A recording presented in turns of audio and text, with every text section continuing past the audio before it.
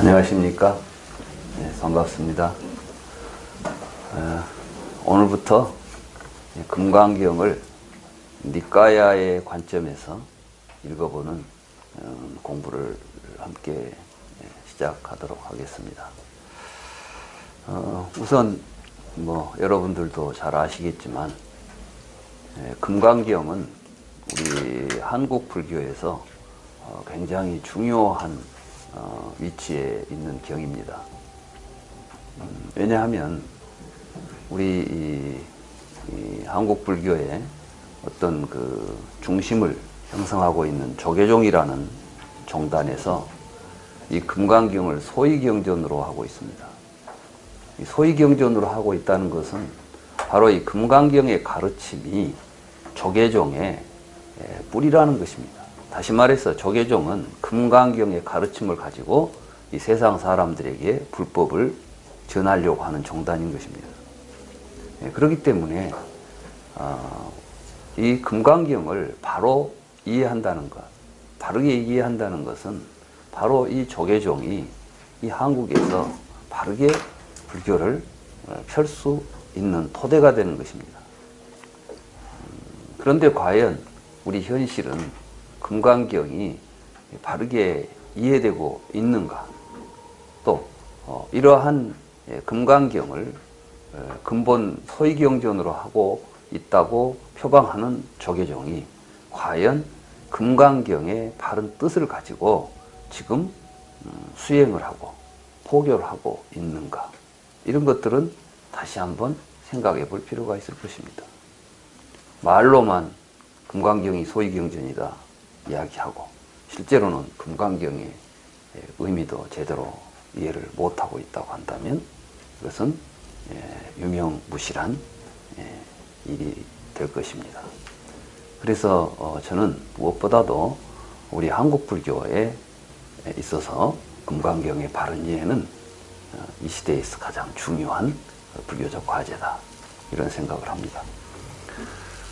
그런데 금강경이 다른 경전들처럼 또 다른 경도 물론 그렇습니다만은 그렇게 쉽게 이해되는 경이 아닙니다. 그렇죠? 어렵습니다. 그러면 어떻게 이걸 바르게 해석하고 이해할 것인가? 이런 것들을 우리가 이제 생각해 보면 그럼 왜 지금까지 금강경이 이렇게 우리에게 어렵게 느껴졌을까? 이 금강경이 어려운 이유는 무엇일까? 이런 것도 좀 생각해 봐야 되겠죠. 물론 불법 자체가 어렵습니다. 금강경만 어려운 게 아니라 부처님의 말씀을 우리가 깊이 새기고 그걸 이해하려고 할 때 곧 부딪히는 문제가 쉽게 이해되지 않는다는 것입니다. 그럼에도 불구하고 금강경은 더더욱 어렵습니다. 그 어려움이 어디에 기인하는가? 저는 그 근본 원인이 첫째는 이 금강경이 본래 인도에서는 인도말로 만들어진 경전인데 이게 한문으로 번역되는 과정에서 이제 한문의 의미로 다시 해석을 우리가 할 수밖에 없게 되었다는 것이죠. 언어라는 것은 세계 각국의 언어가 절대로 같은 의미를 가질 수가 없습니다. 똑같은 이제 단어도 같은 의미를 가질 수가 없다는 것입니다. 예를 들어서 그릇이라는 단어를 한번 생각해 봅시다. 미국 사람들에게 그릇 그러면 그 사람들은 자기들이 먹는 빵 먹는 접시나 스프 담는 이런 걸 생각할 겁니다. 근데 우리는 그릇 그럼 밥그릇, 국그릇 생각합니다. 그렇죠? 같은 어떤 음식을 담아 먹는 용기를 우리는 그릇이라고 부르지만은 막상 그릇 그 말을 번역하려고 보면 같은 번역어가 있겠습니까? 없겠습니까? 사실 없는 겁니다. 그런데 우리는 마치 그걸 어떤 단어를 1대1로 번역을 하면 의미가 다 전달될 것이라고 잘못 생각하고 있는 것이죠. 어머니라는 단어도 다릅니다. 한국 사람들은 어머니 그러면 그 어머니라는 단어만 들어도 왠지 눈물이 핑 돌고 그런 거 있죠. 근데 아마 이 미국이나 영국 사람들한테 마더라는 단어가 그렇게 와 닿을까요? 제가 볼 때는 그렇진 않을 것 같아요. 그럼 왜 그럴까요? 그것은 우리들의 언어가 우리들의 삶 속에서 형성되기 때문에 그렇습니다. 근데 많은 사람들은 언어를 어떻게 생각하냐 하면 언어는 밖에 있는 객관적 사물에 대해서 우리가 그것을 인지하는 기호라고만 봅니다. 다시 말해서 이 세상에는 이름과 형태를 가진 존재들이 이미 존재하고 있다는 것입니다.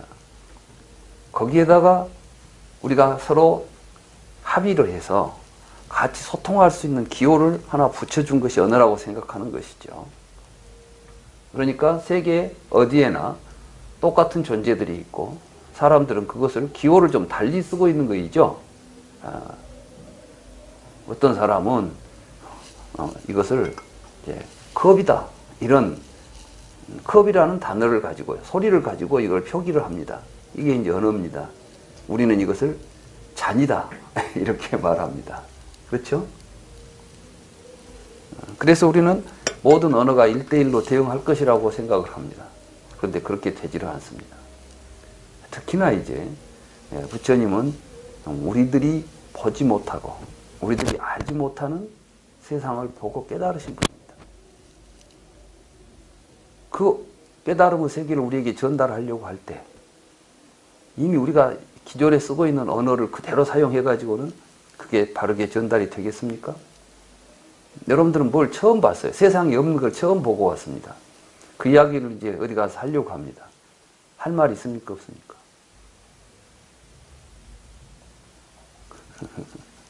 내가 미국 가서 용을 보고 왔어요.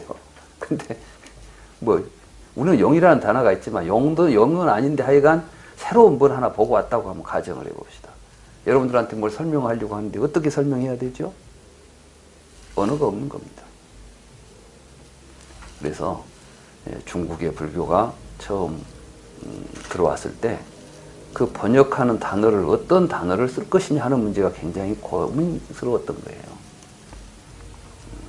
그래서 이제 중국에서 가장 가까운 개념으로 그걸 표현하다 보니까 아무리 멋진 단어를 가지고 표현을 해도 결국은 중국식 사고로 불교가 이해될 수밖에 없는 것입니다.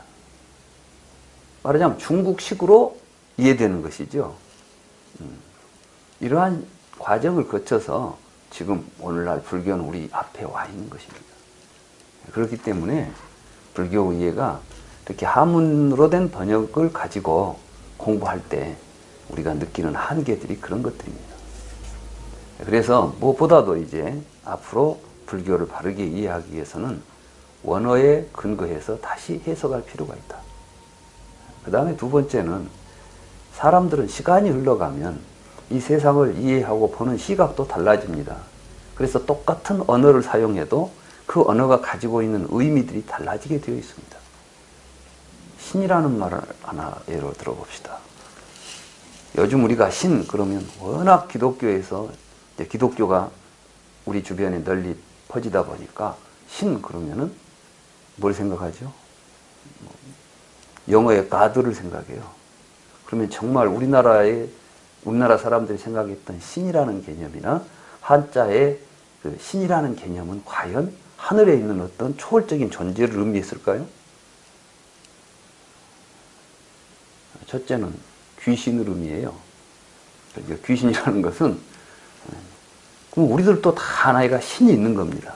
신이 있고 기가 있고 정이 있고 신이 있고 기가 있다 이렇게 봤어요. 그러니까 정, 신, 기 이런 말을 쓰죠. 그래서 우리가 정신이라는 말 쓰죠. 정신이 없어 이렇게 말할 때는 우리에게 정기가 있고 신기가 있고 이렇게 보는 거예요. 이런 개념들이 지금에 와서는 신이라는 개념은 그런 개념은 전혀 없어져 버렸습니다. 그러니까 오늘날 우리가 똑같은 단어를 보더라도 그 단어를 우리가 보고 해석하는 관점은 전혀 다른 것이에요. 의미가 달라져 버린다는 것이죠. 왜냐하면 언어는 계속해서 의미가 변화하면서 움직이고 있기 때문에 그렇습니다.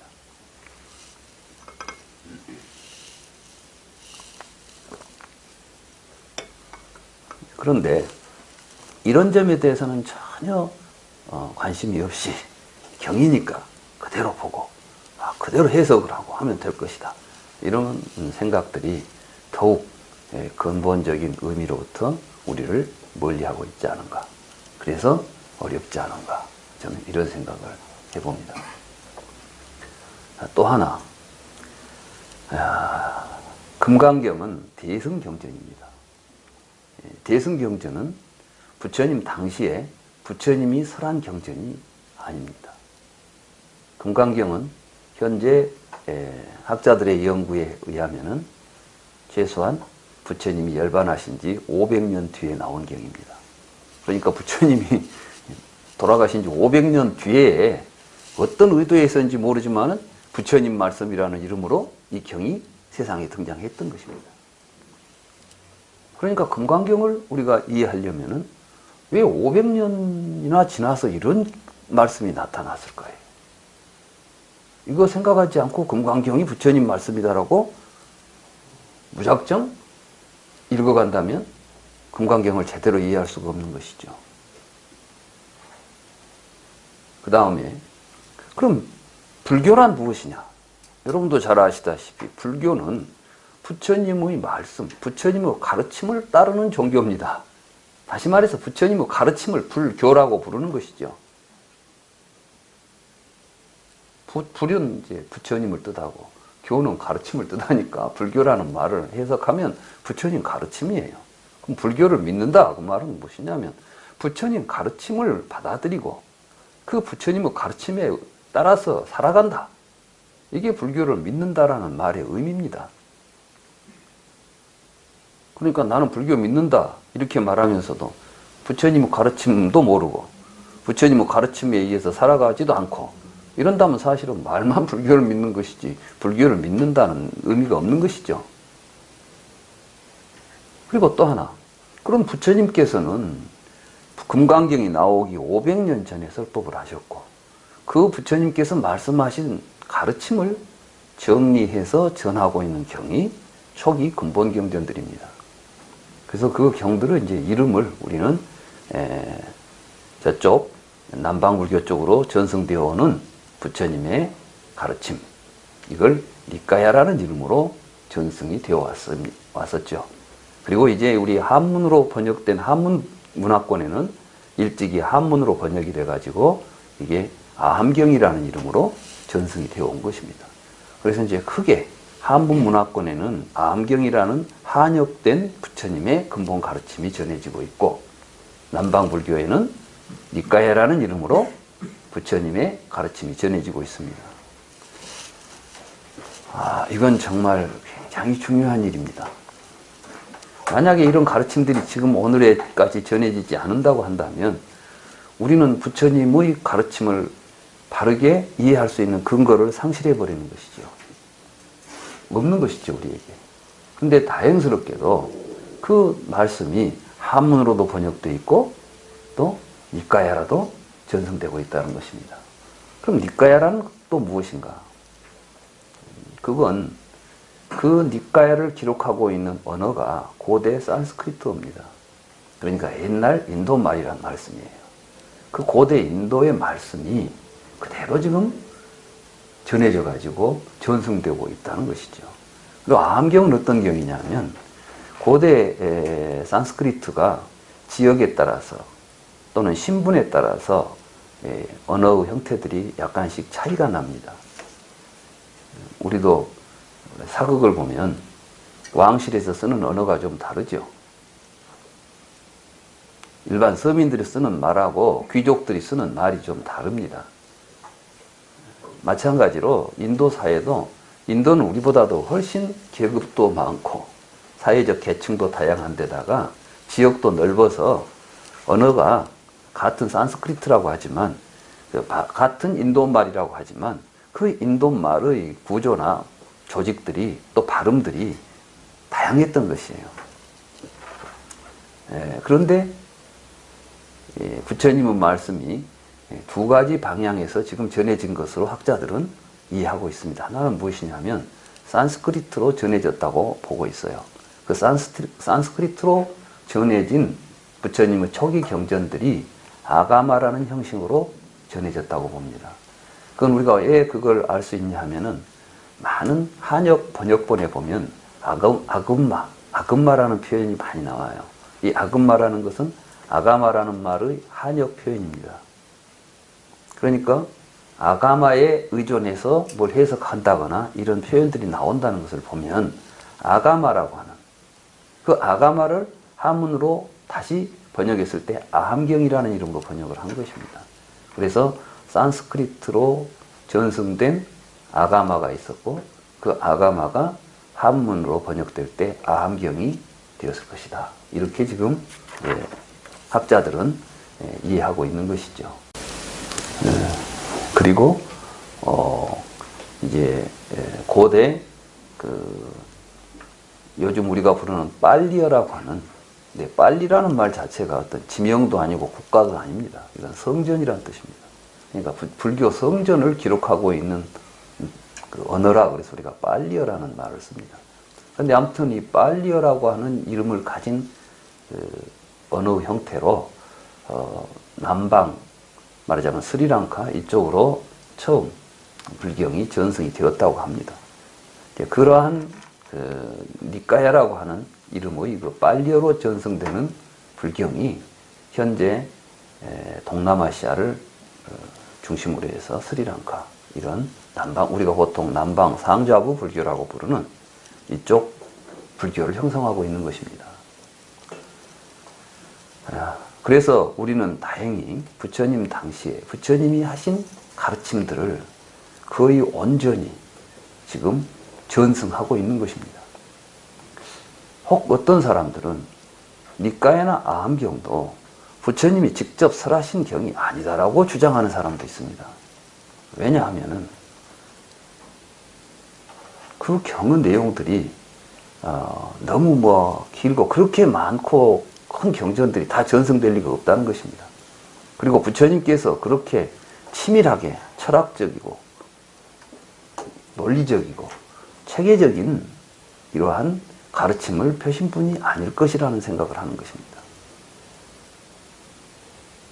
그래서 어떤 사람들은 부처님의 말씀이 제대로 지금 전승되고 있는 것은 수다니빠따, 수다니빠따 같은 경우는 경구이들이에요.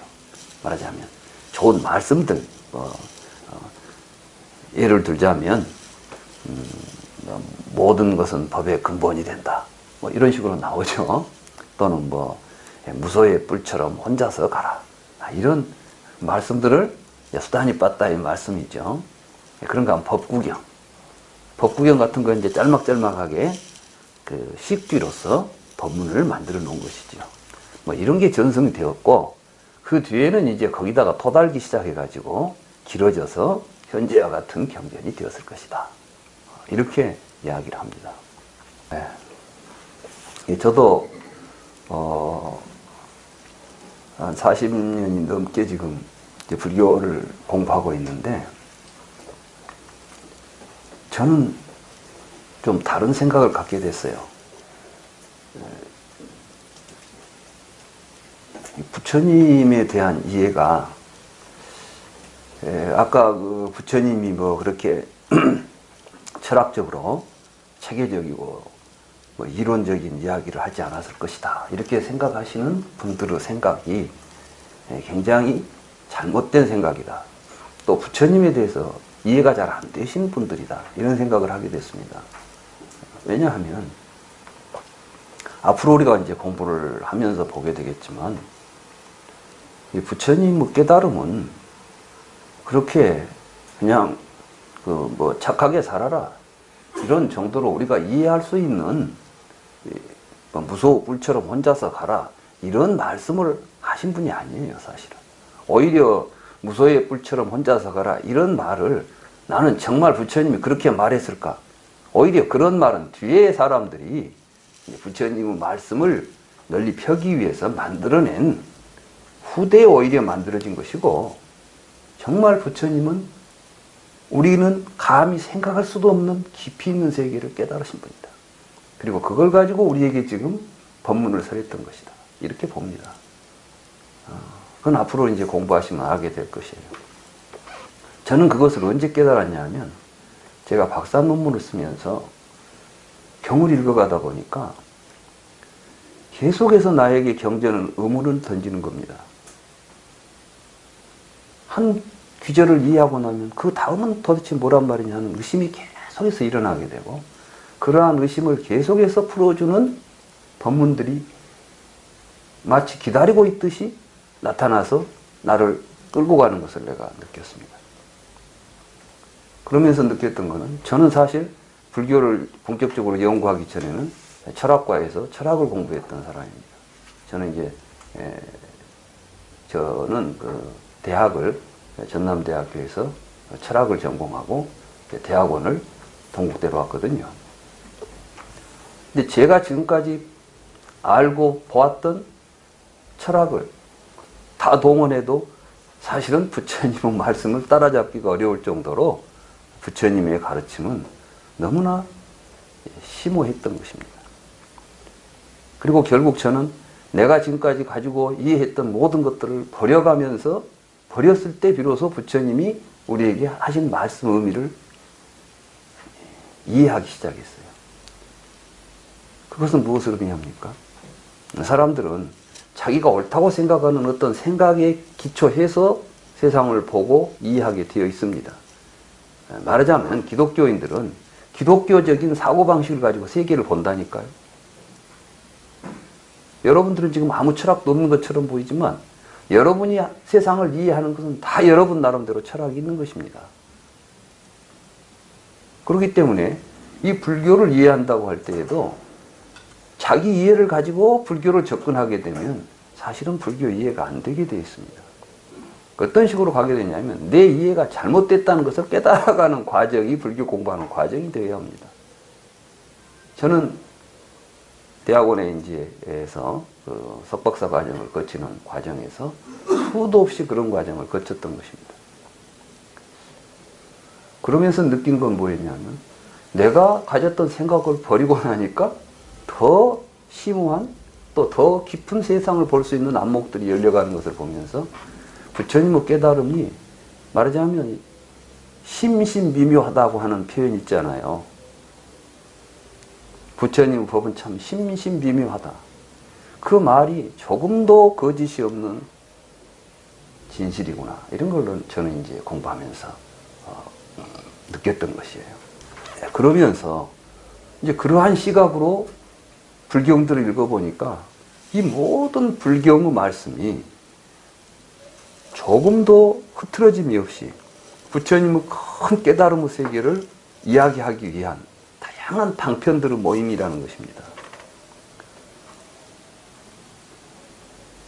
그러니까 부처님께서 깨달은 세계가 너무 방대하고 크고 심오했기 때문에 여기서 이 말씀으로 다 못하면 저기서 저 말씀도 하시고 이런저런 말씀들이 수없이 행해졌던 것이고, 그것들을 잘 정리해서 한 틀로 보게 되면 부처님의 깨달음의 세계, 우리에게 부처님이 보여주고자 한 부처님의 세계가 불경 속에 잘 드러나 있더라는 것입니다. 그렇다면 이 모든 말씀이 부처님의 말씀이 아니고서는 안 되는 것이죠. 이제 비유하자면 이런 것입니다. 경전들은 퍼즐의 조각들입니다. 여러분들이 이제 어떤 그 큰 그림을 조각조각 분리해가지고 퍼즐을 만들어 놓죠. 그러면 이것 보고 저것 보면은 무슨 모양인지도 잘 알 수가 없어요. 그런데 하나하나 짜맞춰 보면 뒤에 가서 큰 그림이 하나 완성이 되지 않습니까? 경전들이 만약에 지금 아함경이나 니까야라는 이름으로 설해지고 있는 많은 경전들의 내용들을 잘 짜맞춰서 큰 그림이 하나 그려졌다고 한다면 그 그림을 여러 사람이 그렸다고 해야 되겠습니까? 한 사람이 그렸다고 해야 되겠습니까?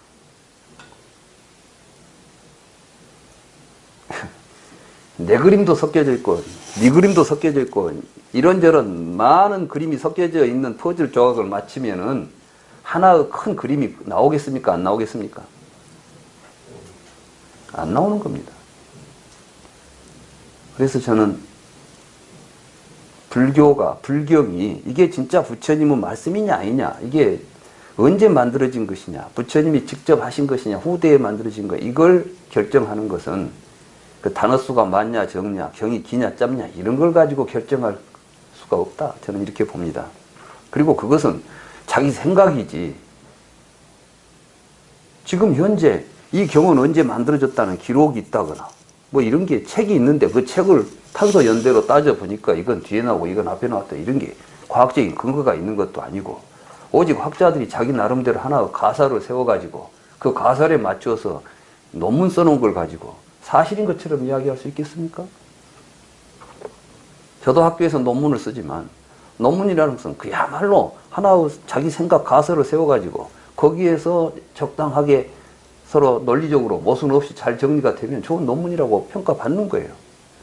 사실이냐 아니냐는 문제는 그와는 또 다른 겁니다. 근데 우리 주변에서는 어디 외국 학자가 한 것이다, 그러면 무조건 따르는 거죠. 저는 그래서는 안 된다. 그리고 제가 연구한 바에 의하면 중요한 경전들, 다시 말해서 불경의 초기 경전의 중요한 경전들은 전부 이렇게 잘 조직되어 있습니다. 쉽게 말하면 사성제, 12연기 또는 구차재정이란 여러 가지 다양한 체계적인 교리들이 있습니다. 이런 교리들은 어찌 보면 너무나 놀라울 정도로 서로 이렇게 잘 짜져 있습니다. 다시 말해서 수행과 교리가 딱 이렇게 맞는 거죠. 이런 전체적인 구조는 보지도 못하고 부처님은 공자님이나 맹자님이나 뭐 이런 분들처럼 착하게 살아라, 도둑질하지 마라, 팔정도를 이야기했다. 근데 팔정도를 사람들이 아주 쉽게 생각합니다. 부처님은 팔정도 정도 이야기했지 무슨 연기설 이야기했겠냐, 이런 이야기를 해요. 초기에 오비구한 때 팔정도를 설하시거든요. 그런데 팔정도의 출발점이 뭐죠? 정견 아닙니까? 그럼 정견이 뭐냐고 묻기 시작하면 이때부터 문제가 복잡해지는 거예요. 정견. 그렇습니다. 부처님은 팔정도를 설했습니다. 그 팔정도를 실천하기 위해서는 정견을 가져야 됩니다. 정견 없이 팔정도가 가능합니까? 가능하지 않습니까? 출발을 못했는데 어떻게 과정이 나타납니까? 그러면 정견이 무엇입니까? 바른견해. 바른견해가 정견입니까? 그건 똑같은 말이에요. 정견을 한자고 바른견해는 한글이야. 그러니까 정견을 풀었으면 바른견해가 되는데 바른견해라는 말을 알았다고 해서 정견이 무엇이라는 문제가 해결된 겁니까? 이런 걸 보고 동의어 반복이라고 그래요. 똑같은 말을 반복하고 있지 내용이나 의미는 아무것도 달라진 게 없다는 이야기죠. 그러면서 뭐 바른 견해를 가지고 살아라. 뭐가 바른 견해입니까? 정견이니라. 이러고 앉았어요. 이게 불교입니까? 정견이 뭘까요? 이 정견을 보기가 어렵다는 것이에요. 세상의 모든 철학들은 자기가 정견이라고 이야기하는 것입니다. 그런데 모든 철학에 대해서 부처님은 사견이다라고 비판을 하는 겁니다. 그런데 모든 철학이나 종교에 대해서 이것은 잘못된 견해라고 비판하는 사람이 자기 견해가 없이 할 수 있겠어요, 없겠어요? 자기 견해 없다면 다른 사람의 견해가 사견이라고 비판할 근거가 없는 것이죠. 그럼 부처님 뭘 정견이라고 했을까요? 여기에 이제 부처님은 연기법, 중도 이런 이야기를 하시는 겁니다. 그리고 12연기를 이야기하시는 겁니다.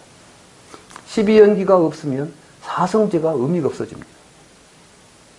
12연기를 부처님은 깨달았다고 말했고 우리도 그것을 깨달아서 실천하라고 말씀하셨습니다.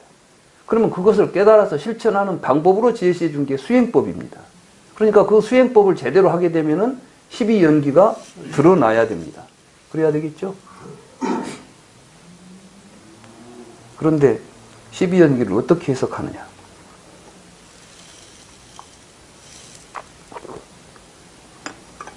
아비달마 불교에서 12연기를 3세 양중인가로 해석합니다. 과거, 현재, 미래, 과거세, 현생, 내생 이렇게 3세에 걸쳐서 중생들이 윤회하는 과정을 설명해 준 것이다. 그러면 이제 문제가 생깁니다. 여러분들이 과거생을 가볼 수 있어요, 없어요? 예?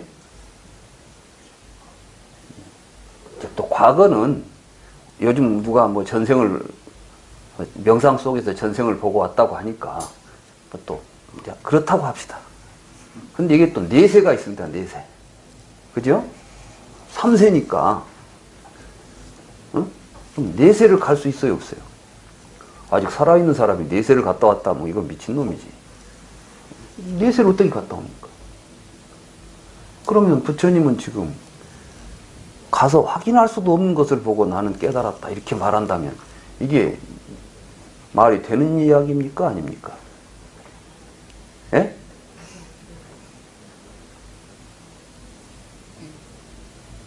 부처님이 내가 직접 보리수 아래서 깨달았다고 하는 이 연기법을 3세에 걸쳐서 한 이야기다고 해버리면 부처님을 욕보이는 거예요. 부처님은 보지도 못하고 짐작하고 있는 이야기를 했다는 거 아니에요, 지금? 안 그래요? 내세 이럴 것이다.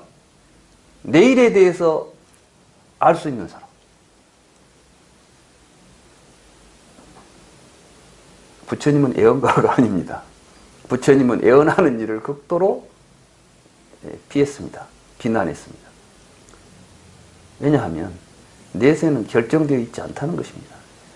내일은 결정되어 있지 않기 때문에 우리는 오늘 희망을 가지고 살 수 있는 것입니다. 여러분들은 내일이 다 결정되어 있다면 지금 여기서 할 일이 뭐가 있겠어요?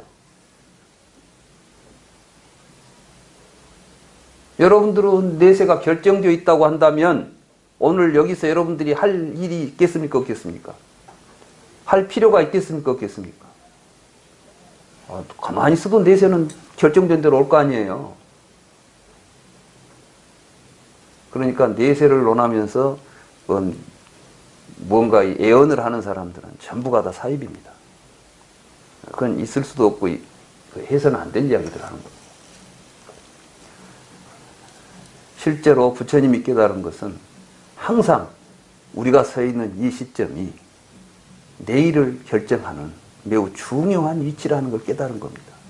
그러니까 오늘 이 순간의 삶이 우리 삶에 있어서 가장 소중하고 가치 있다는 것을 깨달으신 분입니다. 그렇잖아요? 그것이 내일을 결정하기 때문에 그렇습니다. 그러나 내일은 결정되어 있지 않기 때문에 오늘 내가 결정해야 되는 것입니다. 이 결정을 우리는 지혜롭게 해야 되는 것입니다. 그래서 부처님은 지혜를 개발하라고 말씀하신 것입니다. 이 얼마나 명쾌하고 밝은 가르침입니까?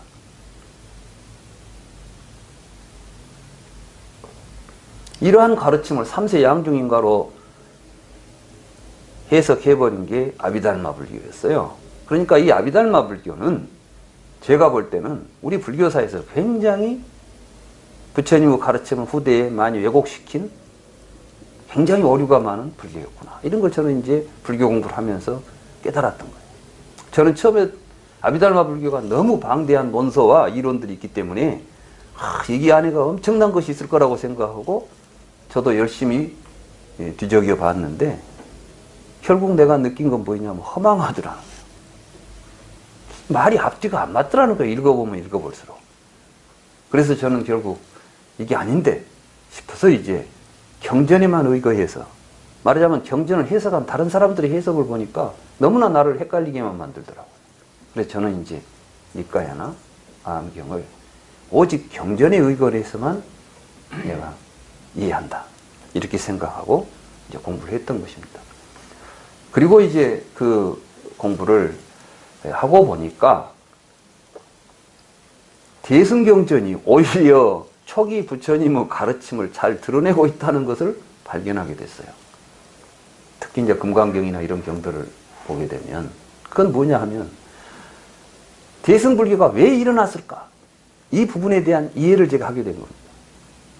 지금까지 대승불교가 왜 일어났냐고 하는 이론들을 보게 되면 특히 이제 예, 그러한 데 관심을 가지고 연구를 많이 한 곳이 동양보다도 일본 사람들입니다. 왜냐하면 사실 서양 사람들은 불교 관심이 대승불교에 큰 관심이 없어요. 대체적으로. 대개 이제 그 사람들이 관심 갖는 것은 일찍이 서양에 소개된 불교는 대승불교가 아닙니다. 처음에 이제 스리랑카 같은데 영국이 식민지로 지배하지 않습니까? 거기서 빨리 삼장들을 보게 됩니다. 초기 빨리 삼장을 번역하고 했던 사람들은 불자들이 아닙니다. 그 사람들은 이제 기독교인들이죠, 기본. 그런데 고대 문헌이 있으니까 이 사람들은 고대 문헌학적으로 이걸 가지고 보게 됩니다. 그러니까 지금 그들이 번역한 영역된 그 빨리 PTS라고 그러죠. 빨리 텍스트 소사이어티, 빨리 3장 그 연구한 그 영국의 PTS라는 데서 이제 로마나이저하고 그걸 다시 영역으로 번역한 이것들을 지금 읽어보면 그 개념 자체가 굉장히 기독교적인 기독교의 로드 이러듯이 그 부처님을 칭하는 칭호 자체가 매우 기독교적인 표현들을 갖게 되고 종교적인 기독교적인 그 종교적 언어들로서 이것을 해석하고 이해하려고 하는 것이죠. 그런 가운데 불교가 뭔가 좀 다르다 이런 것들을 느끼면서 관심을 가졌던 것이고, 그래서 그 사람들은 지금 이 빨리 삼장을 중심으로 해서 불교를 이해하는 것이지 화엄경, 법화경, 금강경 이런 걸 관심 가지고 오지 않습니다. 그런데 이제 우리는 대승불교권이잖아요. 일본도 대승불교권이고. 그러다 보니까 대승경전에 대해서 이제 관심을 가지게 되고 자기들의 전통에 대해서 해석을 하려고 하다 보니까 대승은 어떻게 발생했을까? 왜 대승이 나타났을까? 이런 데 보니까 이제 법화경 같은 데 보면은 탑신앙이 나오더라는 거예요. 탑. 법화경에 보면 탑 이야기가 많이 나오죠. 견보탑품 이런 데 이제 나오잖아요. 이런 이제 법사품이 나오고 그럽니다. 그러니까 이런 걸 보면서 이제 그때 이제 탑을 중심으로 하는 탑신앙이 있었고 거기에 또 법사라고 하는 새로운 어떤 그 승려 이외에 어떤 그 계층들이 만들어진 게 아니냐 이렇게 이것도 전부 뭐겠어요? 그날 가서 보고 한 이야기겠습니까? 앉아서 추측한 것이겠습니까? 추측들이에요. 그런데 관심도 안 갖고 있던 우리들은 또 그런 추측을 그럴듯하게 해놓으면 그런가 보다 해가지고 정설이 되고 그랬다 하더라 사실이 되고 그래가지고 우리한테는 사실처럼 전해지고 있는 것이죠. 근데 저는 대승 사상이 그렇게 그냥 탑에 모여가지고 신앙하던 사람들이 또 사람들한테 부처님 일생이나 설명해 주던 사람들이 무엇에 근거해가지고 경이라고 뭘 만들어내고 그걸 가지고 대승이라고 말하면서 이런 운동을 전개할 수 있었을까? 또 제가 불교를 공부해 보니까 정말 심각하게 깊이 연구하지 않고서는 그 본질이 드러나지도 않는 게 부처님의 말씀인데 이런 걸 그렇게 그냥 전문 수행자도 아니고 전문 공부하는 사람도 아니고 신심 깊은 사람들이 모여서 부처님 성지 돌아다닌 사람들한테 가이드를 하다가 대승불교 운동을 일으켰다? 이건 도대체가 오히려 제가 볼 때는 너무 말하자면 설득력이 없는 논변이라는 것이죠. 그런데 이제 이 사상적으로 불교를 연구하다 보니까 아비달마 불교가 치명적으로 불교의 핵심을 어긋나 있다. 핵심에서 벗어나 있다는 겁니다. 그것이 또 그 뒤에 불교의 어떠한 그 모습, 사회적인 현상을 왜곡시켰다는 겁니다. 그건 뭐겠습니까? 우선 자, 부처님은 어떤 분이었을까요? 부처님은 우리에게 각각 개인들이 번뇌를 소멸해가지고 열반을 성취하라. 이걸 우리에게 궁극적인 가르침으로 가르쳤을까요?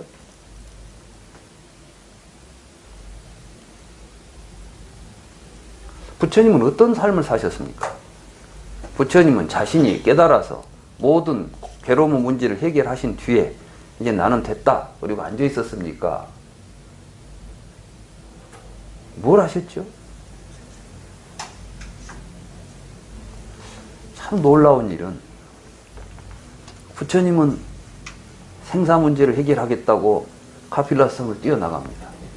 그런데 그 부처님 앞에는 사실은 성 밖으로 나가지만 않으면 평생 호의호식할 수 있는 미래가 보장된 사람입니다. 그렇죠? 요즘 우리 같으면 그 자리를 못 차지해가지고 지금 난리가 나지 않습니까? 그거 하다가 지금 이 사단이 난 거 아니에요. 말하자면 나와라기도 안 나오잖아요. 근데 이 양반은 자기가 스스로 그냥 이거 필요 없다고 뿌리치고 나온단 말이에요. 그 시달타를 거기서부터 튀쳐나오게 한 게 뭐였을까요? 무소호 불처럼 혼자서 가라고 이런 이야기나 이런 정도 이야기 해주라고 지금 그런 거 깨달으려고 거기 나왔겠어요?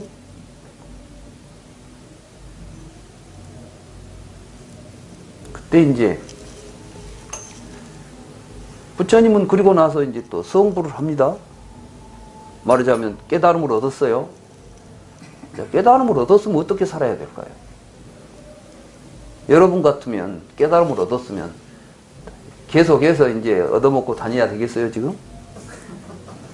내가 이렇게 좋은 걸 얻었는데, 이제 세상 사람들을 다 가르칠 수 있는 망고의 스승이 되었는데, 그럼 이제 어디로 가야 돼요? 높은 또 자리로 올라가야죠, 이제. 높은 자리에 올라가서 이제, 만 중생들을 호령하고 있어야 될 거 아니에요, 지금. 사람들은 전부 이제 인생을 그렇게 봅니다. 출세한다 그러면 남보다 높은 데에 가가지고 남을 지배하고 남에게 영향을 주고, 막 이런 사람이 되려고 하잖아요. 지금까지 우리가 영웅이라는 사람들이 어떤 사람들입니까? 영웅 그러면 타인을 지배하면 영웅이라고 그래요. 그래서 많은 인간은 지금까지 뭘 지향하고 살아왔냐면 남보다 잘나려고 했던 것이지. 남보다 남을 지배하고 남을 발 아래 두려고 했던 것이죠. 지금 여러분은 그런 생각 안 갖고 사십니까?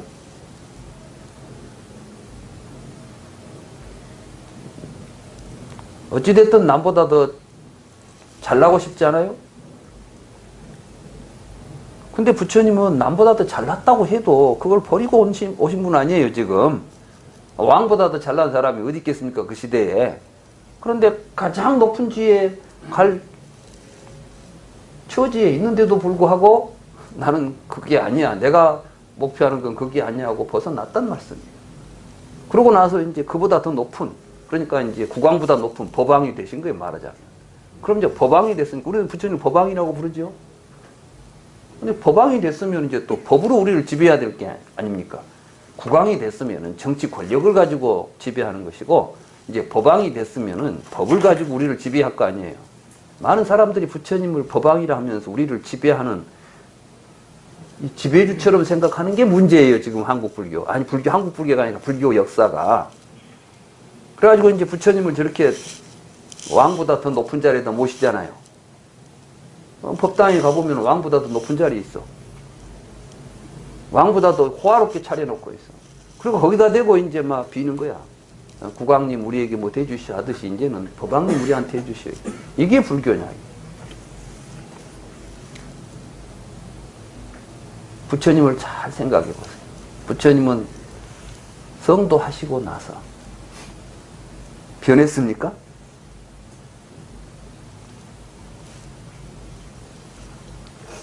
부처님은 300km를 걸어가시더라고.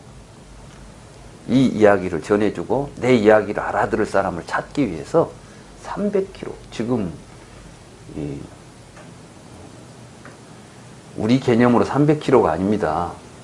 옛날에 300km는 이게 걸어서 가야 되는 300km, 인도의 300km는 또 다르죠. 말하자면 이 니련선하에서 마가다국에서 성불을 하시고 어디를 걸어가냐면은 이 부다가야에서 성불을 하시죠. 그러고 나서 사르나트까지 걸어가는 거예요. 사르나트까지. 무얼? 이걸 같이 이야기하고 이걸 같이 내가 깨달은 이걸 같이 실현할 동지를 찾아가는 겁니다. 부처님은 오비구를 찾아가죠.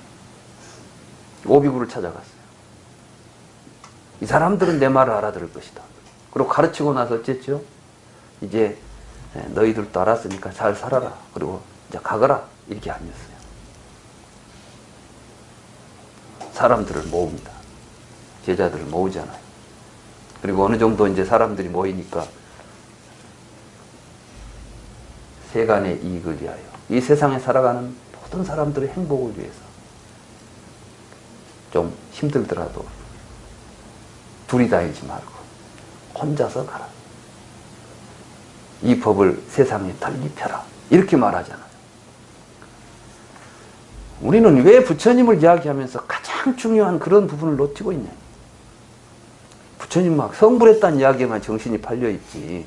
부처님은 성불해서 어떻게 살았고 무엇을 위해서 성불을 했을까? 부처님은 왜 성불을 했을까 하는 목적은 부처님 뒤에 이제 삶을 보면 알아요. 그분은 어떤 목적을 가지고 진리를 깨달았을 것이고, 진리를 깨달았으니까 이제 자기가 생각했던 목적을 달성하기 위해서 인생을 살아간 거 아닙니까? 그렇지 않았을까요? 그렇게 살아갔던 부처님의 삶을 돌이켜보면 부처님은 제자들에게 이렇게 살자고 다짐했던 것이죠. 나처럼 한번 같이 살아보자고.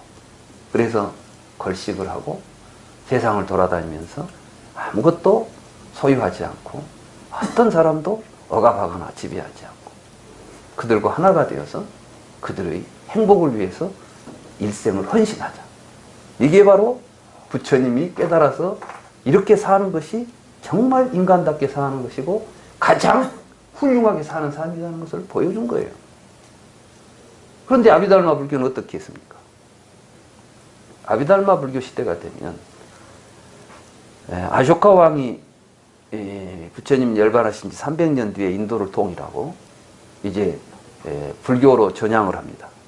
그래서 이제 자기가 불교로 전향한 아쇼카 왕은 불교를 진흥하기 위해서 사원에다가 엄청난 토지를 나눠줍니다. 그러니까 사원이 부자가 돼요. 이제 절에서 뭐 어디 걸식 안 하고 다녀도 가만히 앉아 있어도 물자가 많은 겁니다. 이런 상황이 되고 보니까 걸식을 하면서 세상을 돌아다니면서 모든 사람을 만나고 그들에게 부처님 법을 전하려고 하는 적극적인 이러한 삶보다는 사찰에 안주해가지고 이제 부처님 말씀을 내가 더 잘 알아. 너는 잘 몰라. 이렇게 하면서 이제 부처님 말씀이 좀 어렵잖아요, 경이. 그러니까 경전 해석하고 거기다가 이제 토 붙이고 이론 만들어가지고 내 말이 맞다, 네 말이 맞다 싸우기 시작한 거예요. 이렇게 해서 부파가 한 20개가 갈라졌던 겁니다. 그게 이제 인도 사회가 어떻게 돼요? 부처님이 지금 서로 이론 만들어가지고 내가 맞다, 네가 맞다 싸우자는 가르침입니까? 이론은 어차피 뭘로 만드냐? 말로 만듭니다. 부처님은 말로 만들어진 건 다 가짜다고 가르쳤어요. 그러니까 말이 왜 가짜가 되는지를 가르쳤던 가르침에다가 지 말이 맞다고 하는 주장을 실어버렸으니 이게 무슨 불교입니까? 잘못된 불교인 거예요. 제대로 불교를 공부한 사람이 없었겠습니까? 그 당시라고 해서. 그런 사람들이 볼 때 정말 세력을 가지고 뭐 절에 앉아서 큰 재산을 소유하고 있으면서 그 어떤 권위나 권력을 가지고 이론을 만들어서 서로 대립하는 부파를 보고 그래서는 안 되겠다는 반성을 했을 것이라고 저는 봅니다. 그렇기 때문에 대승이 왜 일어났는가 하는 것은 나는 사상적으로 봐야 될 필요가 있다. 그걸 잘 보여주는 것이 사실은 금강경입니다. 그래서 이 금강경이 굉장히 중요합니다, 역사적으로. 그런데 지금까지 금강경을 그런 시각으로 본 경을 내가 본 사람을 본 적이 없어요. 저 금강경, 그러면 금강경 문기만 붙잡고 앉아서 또 한문으로 그것도 된 것을 보고 앉아서 막 여기에 큰 뜻이 있고 금강경만 잘 이해하면 다 깨달은다. 뭐 이렇게 가지고 이런 식으로 이제 이해가 된다는 것이죠.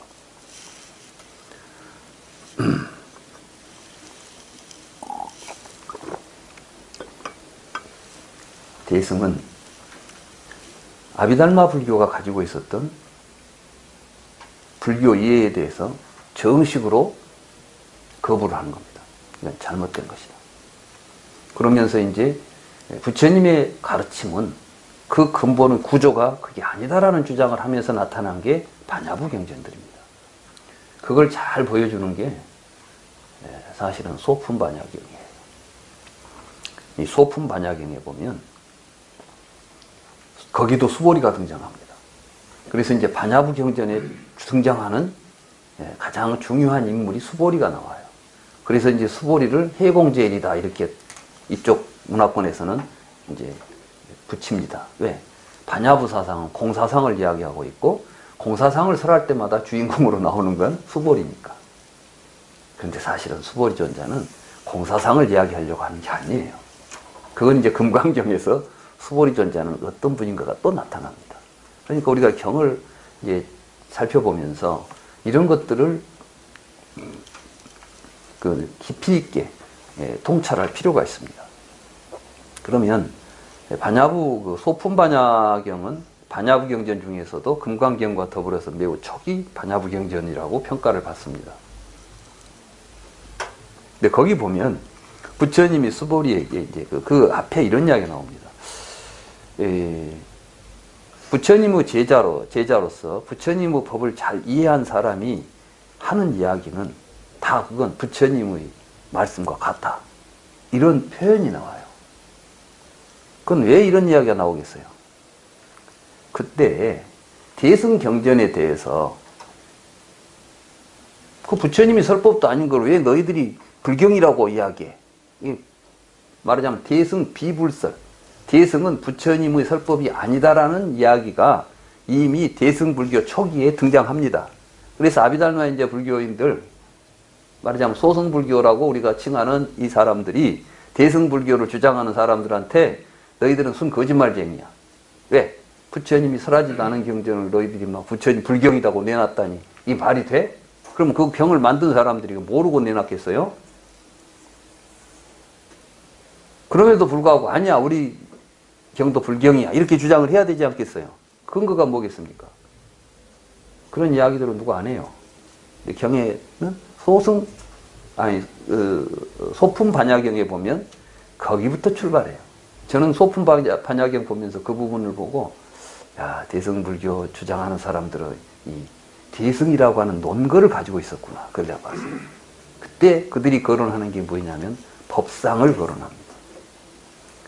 말하자면 부처님의 가르침을 다르게 이해한 사람의 이야기는 부처님의 말씀과 다를 바가 없다. 왜? 법상이 같으니까 그래요. 법상. 그럼 법상이 뭘까요? 이게 다르마 락샤나예요. 법의 특징이라는 뜻입니다. 그러면 무엇을 법상이라고 했을까요? 그럼 이 사람들이 지금 법상을 들고 나오는 이유는 뭘까요? 이건 아비달마 법상을 비판하는 거예요. 아비달마 법상은 그 뭐였습니까? 아비달마 법상은 쉽게 말하면 설일체유부 같은 경우에는 법상이 3세 시류 법체 항유다라고 봤어요. 그러니까 이 다르마들이 실제는 있다는 겁니다, 이게. 그런데 이 반야부 사상가들은 제법 개공을 이야기하죠. 그러니까 모든 법의 락시아는 공상이다 이렇게 말하는 거예요. 그러니까 공을 이야기하려고 하는 겁니다. 그러니까 이제 공의 일체 제법을 공이라고 이야기할 수 있다면 이건 부처님의 말씀과 다를 바가 없다. 이 반야부가 이렇게 주장하면서 그럼 공이 뭡니까? 이렇게 나오는 거예요. 근데 또 공에 대한 이해가 굉장히 지금 헷갈리고 있어요. 여러분들 공 그러면 불교 공부하다가도 공 이야기 나오면 좀 머리 아프죠? 어떻게 있는 것도 아니고 없는 것도 아니고 이게 뭐야 이게. 그때 이제 그 수보리가 이런 이야기를 합니다. 부처님이 수보리에게 보살의 반야바라밀다에 대해서 한번 이야기해봐라 이렇게 이제 부처님이 이야기합니다. 그러니까 수보리가 하는 이야기가 세존이시여 저는 보살도 알지 못하고 반야바라밀다도 알지 못합니다. 이렇게 이야기를 해요. 그러니까 나는 보살을 보지도 못하고 반야바라밀다도 보지도 못합니다. 이렇게 이제 알지 못하고 보지 못한다는 이야기를 합니다. 그러면서 이 이야기를 듣고 놀라지 않고 어찌 않으면 이것이 바로 보살이 반야바라밀다를 실천하는 것입니다. 말이 됩니까? 왜 지금 여기서 이런 이야기를 하고 있을까요? 우리는 보살이 반야바라밀다를 행한다. 그러면 보살이 있어가지고 행해야 될 반야바라밀다가 있다고 생각을 하는 것이에요. 그죠? 근데 만약에 보살이 나는 보살이야 라고 생각하고 저것이 반야바라밀이니까 저걸 행하겠어 이렇게 말하는 것은 반야바라밀을 행하는 것이 아닙니다. 보살로서 행하는 사람은 자기는 보살이라는 생각이 없습니다. 왜? 아상이 없습니다. 그리고 저것이 반야바라밀이라고 다른 어떤 것을 특징해서 이것은 반야바라밀이고 저건 아니야 분별하지 않습니다. 이러한 상태 속에서 실천해 가는 사람이 곧 보살이요 반야바라밀인 것입니다.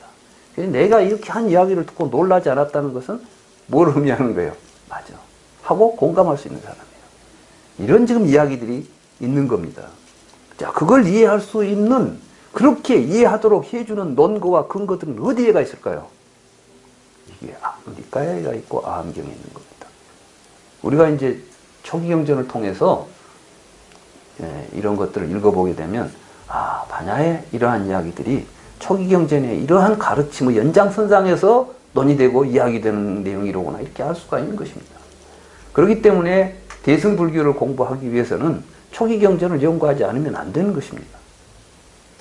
근데 많은 사람들은 초기 불교하고 대승불교는 다른 차원에 있기 때문에 서로 분리해서 봐야 된다는 생각을 합니다. 요즘 학계가 그렇습니다. 요즘 학계가. 그래서 제가 상당히 좀 우려스러운 것이 이런 학계가 이런 식으로 학계에서 하는 공부가 실제로 불교에 무슨 올바른 이해가 되며 말하자면 논문은 많이 쓰고 뭐 책은 많이 나올지 모르지만 정말 이걸 통해서 사람들이 부처님이 우리에게 하고자 했던 괴로운 문제를 해결하고 행복한 삶으로 갈 수 있는 길을 열어줄 수 있을 것인가? 이런 부분에 대해서는 저는 의구심이 드는 것입니다. 저는 이번 금강경 이 강의를 통해서 여러분들이 정말 초기 근본경전을 통해서 불교를 공부해야 대승불교도 바른 이해가 가능하구나 이런 것들을 여러분들이 느낄 수 있는 계기가 되었으면 좋겠습니다. 그리고 분명히 그것을 느끼게 될 것입니다. 이제 금강경은 그러한 의미에서 우리가 굉장히 중요한 경으로서 인식을 해야 될 경이라는 생각을 합니다. 오늘 이제 여러분들과 같이 이렇게 금강경 공부를 시작했는데 같이 공부할 시간은 8차례입니다. 그러니까 격주로 우리가 공부를 하기 때문에 넉 달에 걸쳐서 8차례에 걸쳐서 이 공부를 하게 될 텐데 금강경은 뭐 그리 긴 경우는 아니지만 또 그리 결코 짧은 경우도 아니거든요. 그래서 옛날부터 이 금강경을 32분 32 부분으로 나누어서 이해했던 전통이 있습니다. 기왕이면 그런 또 전통이 크게 나쁜 점이 없다면 또 우리는 그대로 잘 이어받아서 이해갈 필요가 있겠다 싶어서 저도 그 32분으로 나누어서 책을 썼고 또 거기에 맞추어서 같이 공부를 하려고 합니다.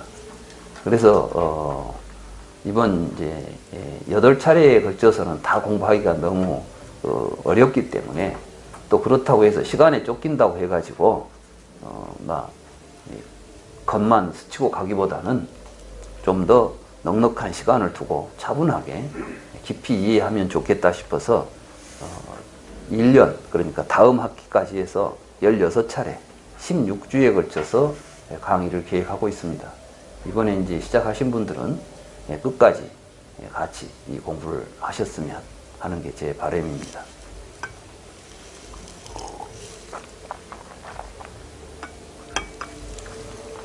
매주 두 개의 부분씩 공부를 할 것입니다.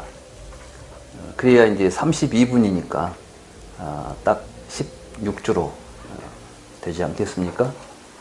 그래서 오늘은 제1 법회 인유분하고 제2 선현 기청분 이 두 부분을 살펴보겠습니다. 이 법회 인유분은 문자 그대로 이제 이 금강경을 설한 부처님의 법회가 어떻게 해서 어떤 인연으로 이 법회가 설해지게 되는가, 이 법회의 그 원인이 되는 사건이 먼저 전개가 됩니다. 그 다음에 두 번째가 선현 기청분. 이제 선현은 수보리 존자를 한문으로 번역하면, 한자로 번역하면 선현이라고 번역을 했습니다. 한문 이름이 선현이고 이름은 이제 수부띠지요. 수부띠. 수부띠인데 수부띠를 또 한자로 번역할 때 수보리 이렇게 번역을 했던 것입니다. 아무튼 이 두 부분을 통해서 아까 우리가 했던 이야기와 이게 굉장히 밀접한 이제 연관이 있으니까 그런 연관을 가지고 이 두 부분을 먼저 경을 한번 살펴보고 읽어보고 그 경의 내용을 살펴보는 그런 시간을 갖도록 하겠습니다. 같이 한번 여기 이 책의 순서는 이렇습니다. 첫째는 산스크리트로 되어 있는 금강경이 먼저 적혀져 있습니다. 그 다음에 한문으로 번역된 이 번역은 중국에서 한문 번역이 6차례에 걸쳐서 번역이 이루어졌습니다. 그 가운데서 제일 먼저 이루어진 구마라집이라고 하는 분의 번역. 이제 이분 번역이 지금 현재까지 많이 유통이 되고 있습니다. 그래서 우리가 오늘날 외우고 있는 경전도 구마라집 3장의 번역입니다. 그런데 사실은 구마라집 3장 번역이 가장 오래된 번역이고 최근의 번역은 가장 가까운 번역은 저기 누구냐 현장 3장이나 이런 분들의 번역이 있습니다. 그런데도 오늘날까지 이 번역이 널리 이제 전해지고 있는 것은 제가 볼 때 이 경전이 중국에 와서 중국식으로 이해되면서 중국적인 의미로 더 큰 그 뭐랄까요 그 어떤 가치를 이제 이 금강경의 주제가 중국에서 수용할 때 훨씬 이게 더 중국에 맞는 내용을 가지고 있다는 거예요. 예를 들자면 이런 겁니다. 본래 금강경에 보면 수보리가 부처님에게 묻죠. 보살이 안욕따라 삼약 삼보리를 일으킨 보살은 이렇게 나오잖아요. 안욕따라 삼약 삼보리 심이라고 하는 말이 등장합니다. 근데 실제로 산스크리트 본에는 그렇게 나오지 않습니다. 어떻게 나오냐면은 그 부분이 이제 뒤에 좀 이따 이야기가 되겠지만은 보살승으로 함께 나아가려고 하는 사람들은 이렇게 나와 있어요. 보살의 길로 함께 나가려고 하는 사람들은 어떻게 해야 될까? 이걸 물었어요. 좀 부처님에게 그러니까 금강경의 취지인데 굉장히 중요한 거 아닙니까? 금강경은 도대체 왜 금강경이 설해져 있냐? 수보리가 묻기를 구마라집 3장은 우리가 무상의 깨달음을 얻으려면 그러니까 성불하려면 어떻게 해야 됩니까? 이런 걸 묻는 걸로 지금 묻고 있죠. 안욕따라 삼약 삼보리심을 일으킨 사람, 이게 부처가 되려고 하는 마음을 일으킨 사람은 어떻게 해야 됩니까? 이렇게 묻고 있는데 실제로 금강경의 원본에는 그걸 묻고 있는 게 아니라 우리가 보살의 길을 우리가 모두 같이 보살의 길로 가려고 한다면 어떻게 해야 될까? 이렇게 묻고 있다는 거예요. 엄청 틀리죠. 지금 아마 조계종에서 이 경을 소위경전으로 삼은 것도 깨닫기 위해서 이 금강경을 가지고 깨달아가지고 이렇게 보고 있어요. 지금 어떻게 보냐면 이 금강경을 가지고 의존해서 안욕따라 삼약 삼보리심을 일으켜가지고 하와 중생하자 이 말이죠. 그러니까 이제 상구보리 하와 중생하면서 조계종 종지가 이제 종지가 나오죠. 종지에 보면 어떻게 돼 있죠? 먼저 이 뭐냐 직지인심 견성 성불 그 다음에 전법 중생 뭔 중생? 전법 도생이죠. 그러니까 이게 뭐냐면 이제 직지인심 그러니까 마음을 바로 잘 살펴가지고 우리 막 직지니까 바로 그냥 마음을 통찰해가지고 살펴가지고 견성 그 안에서 견성을 해가지고 성불을 한 다음에 성불이라는 말이 이제 출현합니다. 이게. 그러니까 그 성불을 하는데 무엇에 의존해서 성불한다고 보냐면 금강경에 의존해서 성불을 해가지고 그 다음에 뭘 하자고요? 전법 중생한다. 그 법을 널리 펴서 중생들을 제도하겠다 이겁니다. 그러니까 거기에 걸맞게 지금 발안욕따라 삼약삼보리심을 일으키는 사람이 어떻게 해야 될 것인가를 이야기하는 금강경이기 때문에 거기하고 맥락이 잘 맞아 떨어진다는 이야기예요. 그런데 실제로 금강경에서는 그 이야기를 하고 있는 게 아니라 우리는 어떻게 하면 보살의 길로 함께 갈까요? 이런 이야기를 하고 있는 거예요. 그러니까 지금 먼저 이 번역의 차이에 의해서 이 경전이 우리에게 주는 내용들이 엄청 달라졌죠. 그렇다면 이게 전혀 그럼 왜 구마라집 3장은 갑자기 본래 없는 말을 바꿔서 이야기를 했을까요? 혹시 구마라집 3장이 번역한 경에는 그렇게 되어 있었을까요? 아니에요. 그렇게 된 게 아니라 구마라집 3장이 이 경을 번역했을 때 중국에는 사실은 소수과 대승이라는 구별이 없었죠.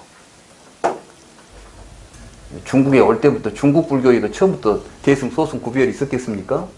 없었어요. 지금 불교가 뭔지도 모르는 시대에 지금 겨우 불경이 들어와가지고 아주 유치한 정도의 불교가 행해지고 있는 시대에 구마라집 3장이라는 분이 와가지고 중국 불교를 세우신 분입니다. 그러니까 사실 중국 불교의 아버지라고 할 수 있는 분이 구마라집 3장이에요. 그분이 중국에 와서 많은 경전을 번역하면서 체계적인 불경 연구가 시작되었던 것입니다. 그런데 금강경이 만들어질 당시는 어떤 곳이냐면 아비달마 불교가 서로 막 다투면서 개인적인 열반을 추구한다고 하면서 이제 수행을 해서 열반을 얻자는 그러한 주의가 이제 만연되어 있던 거 아니에요. 이때 대승이 일어났을 때는 뭡니까? 우리는 같이 함께 보살의 길로 나아가자. 보살은 뭐예요? 자리이타. 함께 가는 길이에요. 그러니까 싸우지 말자. 이제 금강경 출현은 뭐냐면 왜 부처님 공부하면서 그렇게 부파로 나눠 싸운단 말이냐. 우리는 싸우지 말고 부처님이 걸었던 길이 바로 보살의 길 아니었느냐. 우리도 부처님을 본받아서 부처님이 갔던 길을 우리도 가다 보면 부처가 될 테니까 그 길이 보살의 길이라면 부처님처럼 일체 중생을 구제하는 그런 원을 세워가지고 함께 가자. 이렇게 갈 사람들이 먼저 해야 될 게 뭘까요를 지금 물은 거예요. 그러니까 그 당시 대승불교의 이념을 제시하고 그 대승불교를 실현하기 위해서는 어떻게 할 것인가 하는 이야기를 금강경이 지금 설하고 있는 겁니다. 그러니까 보살들에게 보살은 어떻게 살아가야 하는가에 대한 메시지를 지금 전하고 있는 게 금강경이잖아요. 이게 대승이지 않습니까? 그런데 실제 구마라집 3장이 중국에 와서 불경을 번역할 당시에 중국은 결코 아비달마의 대립이 있었던 것도 아니고 여기 와서 갑자기 우리 싸우지 말고 화합합시다는 이야기를 해봐야 싸움이 있는 자리에 가서 싸우지 말자 하지 싸우지도 않은데 갖고 우리 싸우지 맙시다 이러면 되겠습니까? 말이 안 되잖아요. 그러니까 이분이 천재인 거예요. 이 경이 굉장히 중요한 내용을 담고 있습니다. 이 경을 중국 사람들한테 읽히게 해야 돼요. 그러려면 뭘 해야 되겠어요? 중국 사람들한테 너희들이 모르는 깨달음의 세계가 있다. 이 깨달음의 세계를 우리가 가기 위해서 어떻게 해야 될 것인가가 불교 목적이다. 그걸 지금 금강경이 이야기하는 거야. 이걸 하기 위해서 이제 발안욕따라 삼약 삼보리심을 집어넣는 거예요. 그러면 발안욕따라 삼약 삼보리심하고 보살승으로 함께 나가는 것하고는 관계가 없느냐? 아니요. 있어요. 놀랍게도 이 금강경이 결론 부분에 가면 똑같은 내용을 이야기하면서 팔안욕다라 삼약 삼보리심을 이야기하고 있어요. 그러니까 여기는 뭐냐면은 금강경은 지금 처음 이야기할 때는 우리 보살의 길로 함께 나가자 이야기하면서 결론은 뭐냐면 그게 곧 깨달음으로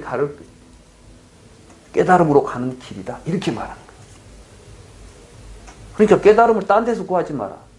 우리가 함께 보살의 길로 가는 것이 곧 부처님이 깨달음의 길을 가는 것이다. 이렇게 이제 일치를 시키고 있는 겁니다. 그런데 이게 지금 중국에는 필요가 없잖아요. 깨달음으로 가는 길이 중요하지. 그러니까 구마라집 3장은 필요 없는 것 지우고 동일한 내용이지만 뒤에치를 다시 앞에도 세워서 수미일관하게 경을 만들어버린 겁니다.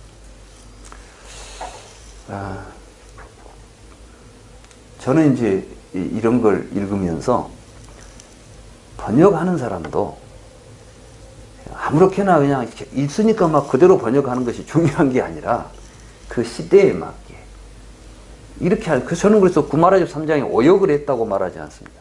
구마라집 3장이 위대한 번역을 했다.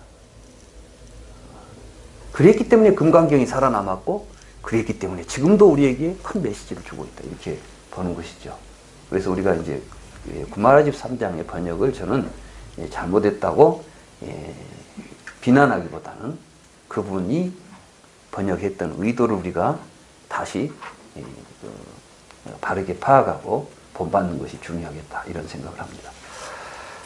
자, 그건 그렇고 우리 이제 경을 한번 읽어보겠습니다. 경전이니까 같이 소리내서 읽으면 좋겠습니다. 32쪽입니다. 이와 같이 나는 들었습니다.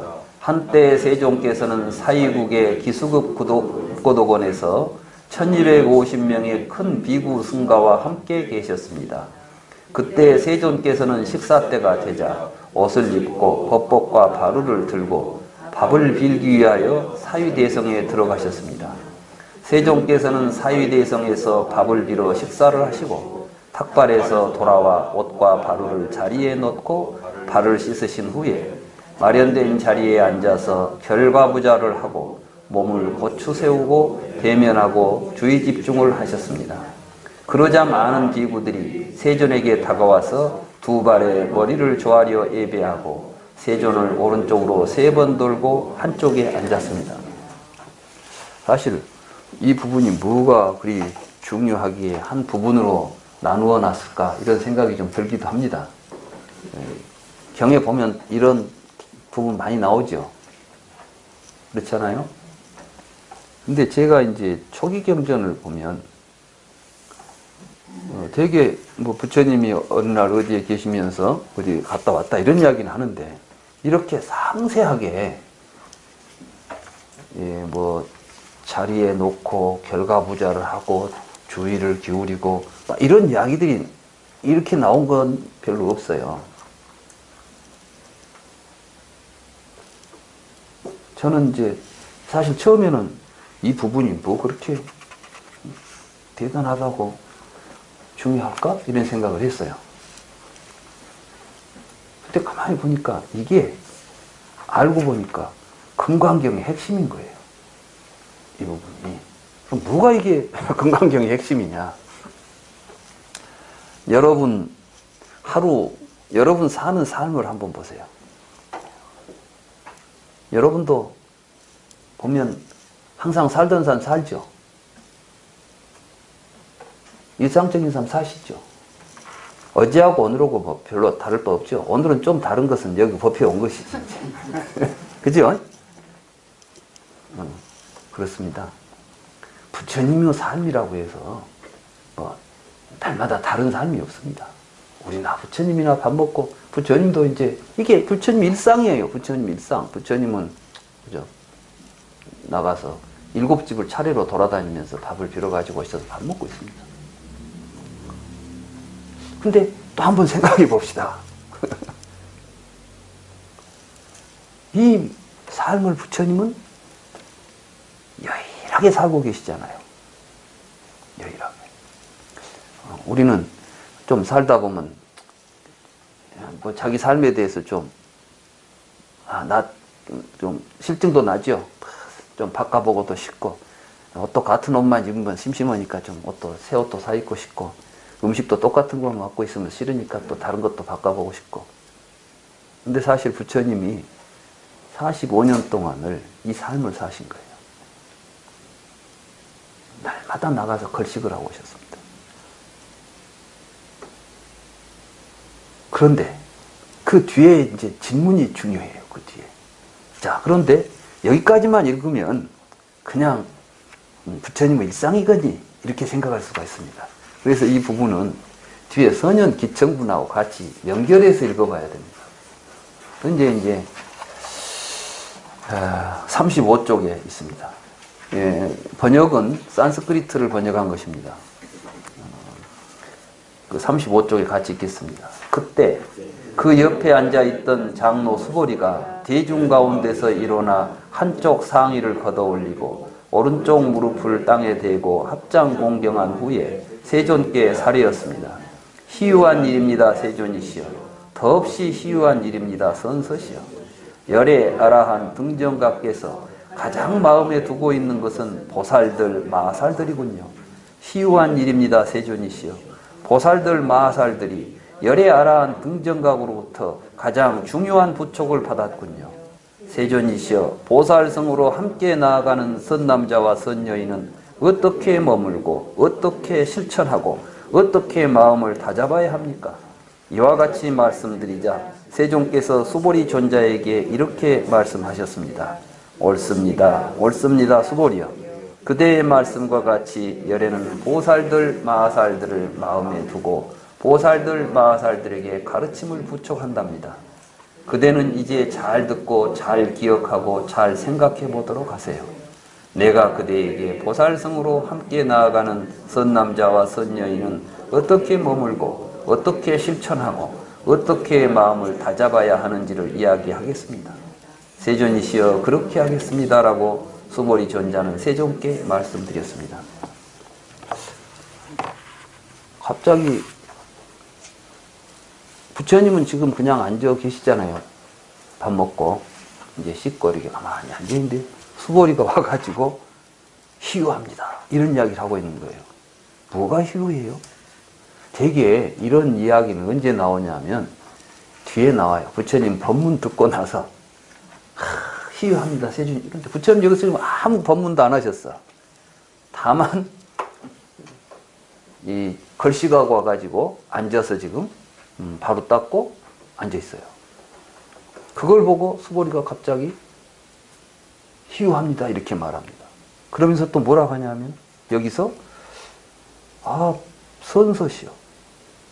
부처님께서는 보살, 마살들을 마음에 두고 계셨군요. 이런 이야기를 하는 거예요. 그럼 왜 갑자기 여기서 지금 보살, 마살들을 마음에 뒀다는 이야기를 할까요? 물론 이 금강경은 이런 이야기를 하려고 합니다.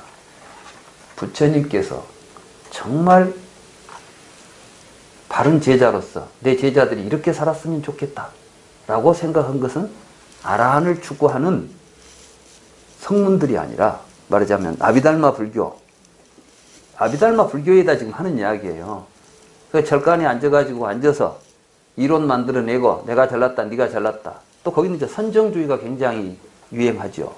그래서 이제 아비달마 불교의 특징이 뭐냐면 이제 삼매를 중시해요. 삼매. 우리 주변에도 보면 뭐 깊은 삼매에 들어서 뭐 저승을 보고 뭐 이상한 이야기를 하잖아요. 삼매에 들어가서 뭐 보는 것을 굉장히 중요시합니다. 그런데 이 삼매라는 것은 어디에서 일어나는 사건입니까? 개인에게서 일어나는 사건입니까? 사회적으로 일어나는 사건입니까? 예? 예, 그러니까 이제 삼매 속에서 구하는 열반은 사회화가 될 수 있겠습니까? 없겠습니까? 저 혼자 삼매, 저 혼자 열반이야. 이제 야라한이 이제 나는 야라한이야. 나는 이제 고민 없어. 세상이 어떻게 돌아가도 나는 상관없어. 그래 앉아있으면 그냥 이게 이제 아라한이에요. 그러니 뭐 하려고 하겠어요. 근데 부처님을 보니까 부처님이 지금 그러고 앉아있었습니까? 부처님이 그렇게 됐다면 성불하신 뒤에 뭐 때문에 그렇게 45년 동안을 바로 들고 날마다 7집 돌아다니면서 밥 얻어먹고 돌아다녔어야 이게 되겠어요, 이게. 문득 수고리는 부처님의 삶 속에서 부처님은 어떤 삶을 살았는가를 지금 본 것처럼 이야기를 하는 겁니다. 부처님은 똑같이 날마다 똑같은 삶을 사셨지만 부처님의 마음속에는 뭐가 있었을까? 저게 지금 뭔 생각으로 저렇게 날마다 돌아다니면서 얻어먹고 저 앉아서는 지금 뭐 하고 계실까? 뭔 생각을 하고 계실까? 이걸 생각해 본 거예요. 문득 이제 그 이야기를 합니다. 물론 이건 역사적인 사실로서 있었던 게 아니라 지금 부처님의 이 일상 속에서 우리는 무엇을 보아야 될까요? 라고 묻고 있는 거예요. 부처님이 혼자 성불해가지고 혼자 지금 성불해서 혼자 열반을 얻었다고 생각할까요? 아니면 부처님은 왜 이렇게 45년 동안을 돌아다니고 계실까요? 여러분 한번 부처님의 일생을 한번 살펴보세요. 부처님 성불하신 뒤에 80살이 돼가지고 이제 마지막 그 탁발을 떠나시잖아요. 부처님께서 다시 이제 세상을 유행합니다. 주변에서는 말립니다. 연로하시니까 그냥 절에 계세요. 80 먹은 노인이 지금 길거리 돌아다니면서 다 갔다 하면은 비구들이 밥 먹는 방식은 7집 돌아다녀야 됩니다. 부처님이라고 해서 안 돌아다녔겠어요? 부처님의 위대한 점은 뭐냐면 제자들과 똑같이 생활했다는 거예요. 조금도 차별된 대우를 받지 않았다는 것입니다. 경전 어디를 보더라도 부처님이니까 다른 대우를 했다는 이야기가 없습니다. 심지어는 어떤 일까지 하느냐. 만약에 자자와 포살이 있잖아요. 이럴 때 보면 제일 먼저 대중 가운데 부처님이 제일 먼저 나와가지고 비구들이요. 나를 어여삐 여기고 가련하게 여겨서 만약에 나에게 허물이 있다면 내가 만약에 유를 범한 것이 있거나 이런 것이 있다면 오늘 나에게 일러주시오 라고 먼저 이야기를 합니다. 물론 경에서는 율장 보니까 그런 게 수도 없이 나와요. 그러면 이제 물론 거기 보면 경에 보면 이제 세존이시오. 세존은 뭐 법의 근본이시고 뭐 그러면서 말하자면 그래서 전혀 그런 것이 없습니다. 먼저 그러면 이제 그 다음 이제 상수 제자가 나와서 똑같이 이야기를 하는 겁니다. 똑같이. 그런 과정에서 부처님은 승가의 율을 세웠지만 승가의 율에서 전혀 부처님은 예외적인 존재가 아니었다는 것입니다. 한 예로 한번 봅시다. 어느 날 부처님이 흉년든 마을에 가가지고 음식을 얻어갖고 왔어요. 그런데 흉년든데 얻어먹을 음식이 없어. 근데 어디 가니까 이 장사꾼들이 말을 몰고 다니다가 그 동네 지나가다가 쉬면서 이제 말 먹이려고 말죽을 써놓은 게 있어요. 보리로. 이거 마맥이라고 그러죠. 마맥. 말 먹일 그 보리쌀이에요. 이거. 말죽을 써놓고 이제 있는데 부처님이 이제 걸식을 하러 온 거예요. 말하자면 다른 데는 이제 못 했고 아마 7집을 다 못 돌았던 모양이죠. 그래서 이제 거기 오니까 그럼 이거라도 드시겠습니까?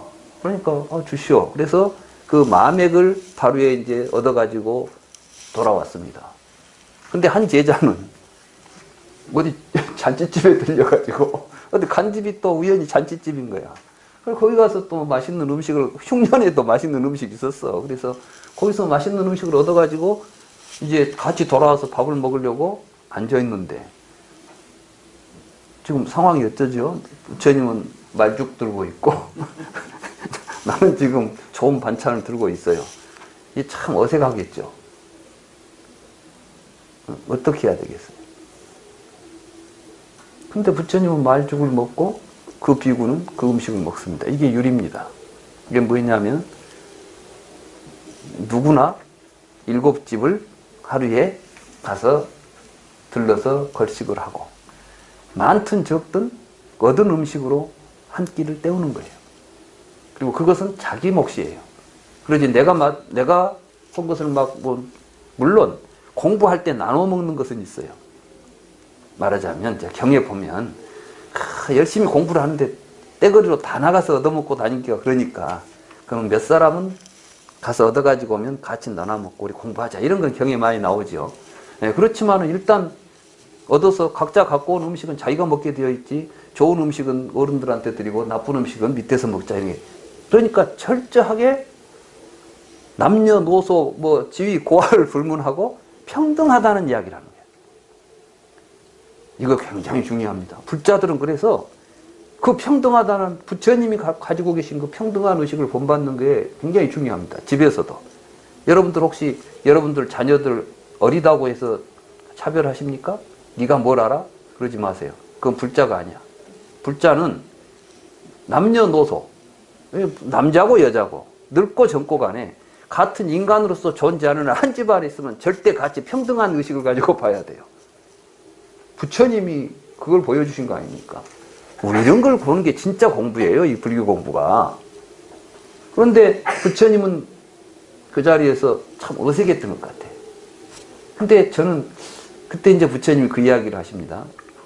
나는 전생에 좀 뭔가 잘못된 일을 한 적이 있어가지고 오늘 이렇게 말죽을 먹는데, 저 비구는 전생에 좋은 선업을 닦아서 오늘 저렇게 좋은 밥을 먹는다는 이야기를 합니다. 그걸 두고 어떤 사람들은 봐라, 부처님도 윤회를 이야기하지 않느냐, 전생에 이런 이야기를 했다, 이런 식으로 보려고 해요. 저는 그걸 가지고 부처님이 윤회설을 이야기했다고 하기보다는 내가 볼 때는 그래요. 그 얼마나 지금 분위기가 어색하겠어요. 근데 부처님이 굉장히 위트가 넘치고 또 그 상황에 대해서 그 상황을 우리가 이제 생각해 보면 그때 부처님이 아마 이제 내 생각은 그래, 그랬다라고 한 것보다는 이런 정도 말씀이 아니었을까. 저 비구는 전생에 복을 참 많이 지었나 봐. 오늘 참 좋은 음식을 얻었구만. 나는 전생에 좋지 않은 업이 있어서 오늘 이렇게 말죽을 먹게 됐나 보다. 이렇게 이제 이야기하면서 그냥 그 분위기 자체가 그냥 먹는데 부담 없이, 그 비구가 먹으면서도 부담 없이 먹고, 모든 사람이 생각할 때에도 뭐 그 비구한테 저 음식 어때야 돼? 이런 고민을 없애버리잖아요. 그러면서 유를 세우고 그 분위기를 만들어서 또 수행자가 밥을 먹는데 무슨 좋은 음식 나쁜 음식이 있겠어요. 차별 없이 먹는 음식을 놓고 부처님은 이제 그 분위기를 그렇게 하지 않았는가. 그 이야기가 뒤에 이제 좀 다듬어지면서 윤회사라고 연결되는 것이 아닌가, 이렇게 이제 보는 것이죠. 근데 아무튼 우리는 이제 그 대목에서 정말 중요하게 볼 것은 저는 다른 것보다 부처님은 이렇게 평등하게 보았고 수행자로서 어느 누구와 다를 바 없이, 그러니까 부처님도 머리는 똑같이 깎고 다녔다니까요. 여러분들이 지금 보면 머리는 부처님은 머리는 6개가 있어가지고 시커멓게 생겼지만은 실제로 부처님의 형상이 돌아다니실 때 부처님의 모습은 지금 비구 스님들의 모습과 전혀 다를 바 없이 삭발하고 그리고 누더기 걸치고 이렇게 다녔어요. 뭐 금난가사 들고 다닌 게 아니라니까. 부처님이 금난가사 입고 다니신 분이 아니에요. 누구보다도 철저하게 두타행에 앞섰던 분이지. 이러한 부처님을 이제 여기서 보게 된 거예요. 그래서 왜 뭐 하자고 저렇게 다녔겠냐. 저건 부처님은 일체 중생을, 말하자면 보살들, 이 세상을, 보살은 뭐냐면 이제 우리가 보살은 자리이타, 이렇게 말하자면 이 사회적으로 불교를 실현하자, 이런 분이에요. 쉽게 말하면 불교는 개인적으로 실천되고 실현되는 게 아니라 사회적으로 실현돼야 한다는 신념을 가지고 있는 사람들이 대승불교인들입니다. 자, 부처님께서 지금까지 보여줬던 삶은 그런 것이었군요. 보살의 삶을 우리에게 보여주셨군요. 그리고 보살로 살라고 가르쳐 주셨군요. 그러면 정말 우리가 부처님처럼 보살의 길을 가려고 한다면 어떻게 해야 되죠? 이렇게 묻고 있는 겁니다. 이 물음이.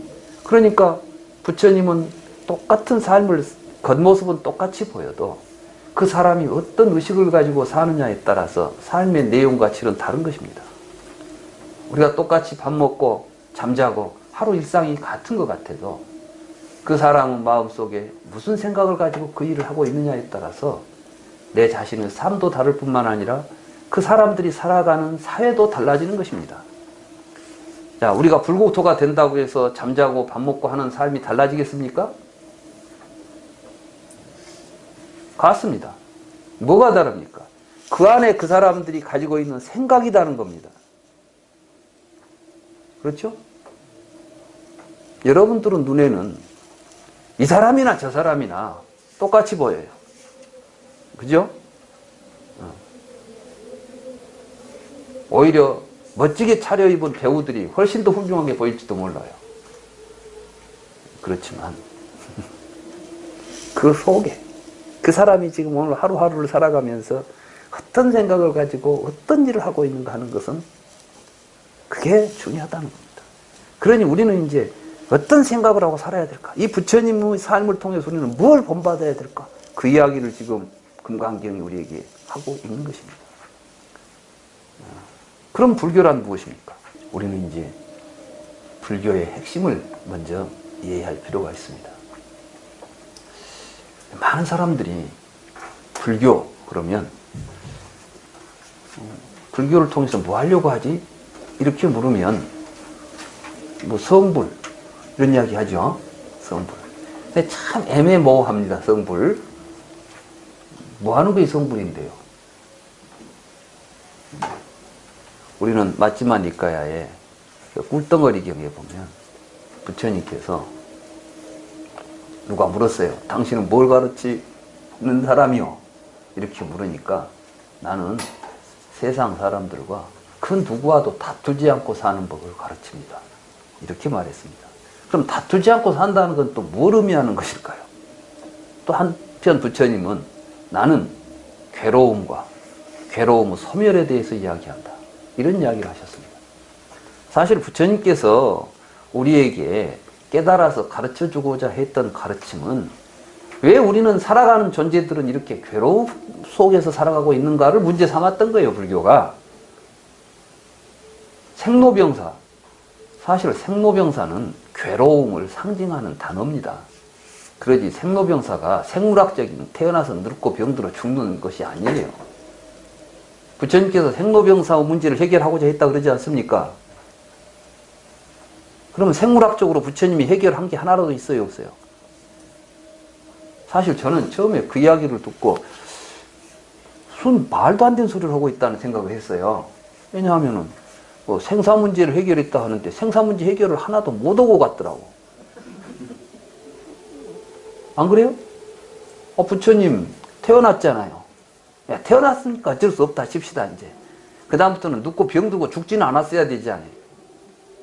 그런데 나이가 드니까 난 늙어요. 그래가지고 또 경전에 보면 늙었다고 스스로 자백을 해요. 안 나옵니까?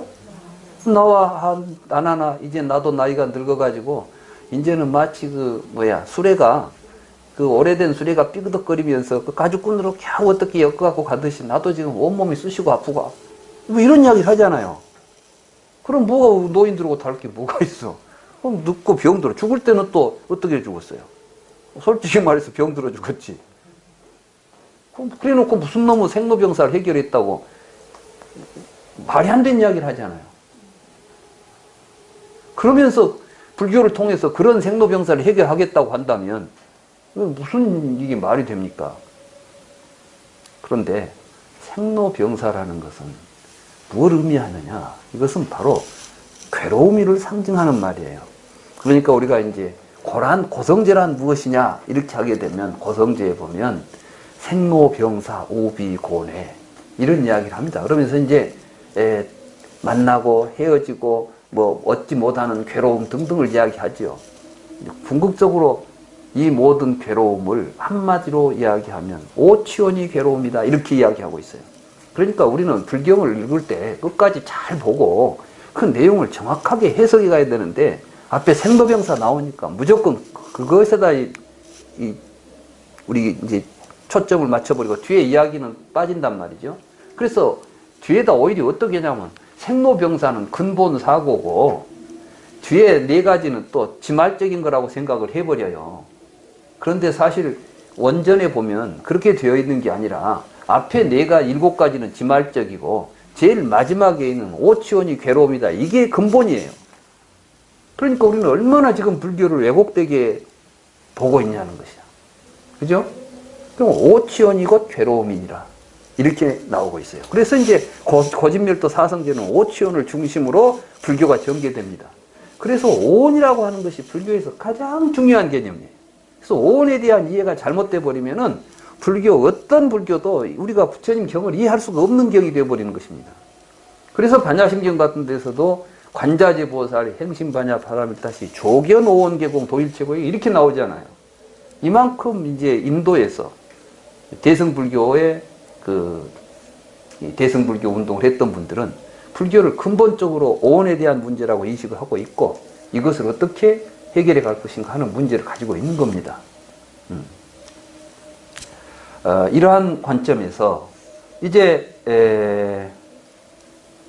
이 금강경에서는 이제 우리가 어떻게 하면 이 괴로운 문제를 해결할 것인가 하는 문제를 이제는 개인적인 문제로 보지 않고 사회적인 문제로 보고 있다는 것입니다. 괴로움 해결이 개인적으로 다 해결되게 될 수 있을까요? 그건 개인주의에서는 가능합니다. 개인주의는 뭐냐 하면은 각각의 개인들이 삶의 주체이고 타자와는 무관하게 존재하는 존재입니다. 그래서 개인주의에서는 오직 그 개인의 이익과 개인의 행복이 개인적으로 충족되고 완성된다고 보는 게 개인주의입니다. 그런데 실제로 그럴 개인이 세상에 존재할 수 있을까요? 사랑하는 가족들이 죽었는데 개인적으로 행복할 수 있을까요? 예? 우리는 세월호 보잖아요. 아직도 지금 세월호에서 자기 가족을 잃어버린 사람들은 가슴 아파서 지금도 잠을 못 자고 팽목하게 가면 지금도 거기서 노숙하면서 그 바다를 쳐다보면서 슬퍼하고 있잖아요. 인간이라는 것은 근본적으로 개인적 존재일 수가 없습니다. 그런데 서양에서 인간을 개인으로 파악하는 개인주의가 나타나가지고 지금 온 세상을 이렇게 뒤엎어놨어요. 사실 이건 엄청난 지금 폭력입니다. 개인주의. 인간의 역사에 있어서 가장 야만적인 사상인 것입니다. 사실 부처님은 인간은 개인적일 수 없다는 것을 깨달은 것이에요. 연기법 아니에요. 모든 것은 서로 관계 속에서 조건 속에서 존재하지 개별적이고 개체적인 것은 그 존재 자체가 없다. 이걸 깨달은 거예요.